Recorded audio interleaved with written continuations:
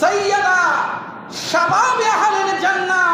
ওরে আমার উম্মত শোনো, তুমি মনে রাখো, এটা এলান করে দাও, জান্নাতের প্রেসিডেন্ট হবে, জান্নাতের সভাপতি হবে, জান্নাতের সরদার হবে আমার দুই নাতি ইমাম হাসান, ইমাম হুসাইন। আমাদের নেতাকে ইমাম হাসান। এখন আমাদের নেতা যদি ইমাম হাসান আর হুসাইন হয়, আমরা যারা কর্মী আমাদেরকে ইমাম হাসান ইমাম হুসাইনের পিছনে পিছনে চলতে হবে। দুনিয়ার যত নেতা আছে সবাইকে ট্যাগ করতে হবে। সববার ইমাম হাসানের সামনে ইমাম হুসাইনের সামনে কোন নেতাকে পাল্লাই মাপা যাবে না, যাবে না। পৃথিবীর এমন কোন নেতা আছে বলে যে নেতার ব্যাপারে রাসূল বলেছেন যে তোমার নেতা জান্নাতে যাবে? এরকম কোন হাদিস কি আছে? কিন্তু আমার রাসূল বলেছেন তোমাদের নেতা ইমাম হাসান হুসাইন শুধু জান্নাতে যাবে না, সারা জান্নাতে তোমাদের নেতা হবে। সৈয়দ মানে কি? নেতা, সরদার, নেতা। এখন আমরা সেই নেতাকে ছেড়ে দিয়েছি, আমরা দুনিয়ার নেতাদের পিছনে পিছনে ঘুরতেছি।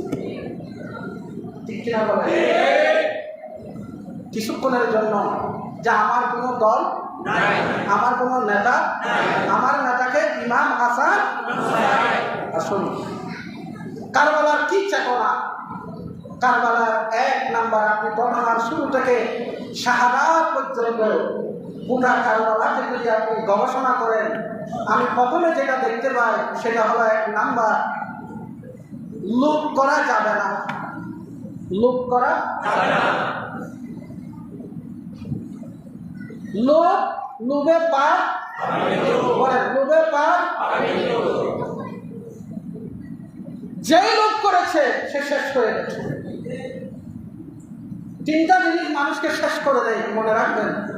একটা হলো অহংকার, আরেকটা লোভ, আরেকটা হিংসা। বলেন তো কয়টা?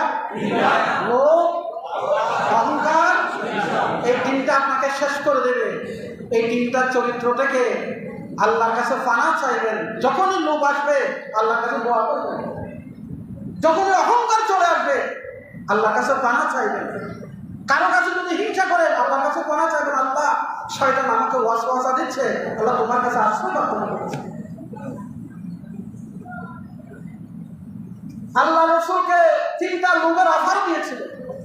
কয়টা? মক্কার নেতারা নবীকে 3টা অফার দিয়েছিল, লোভনীয় অফার।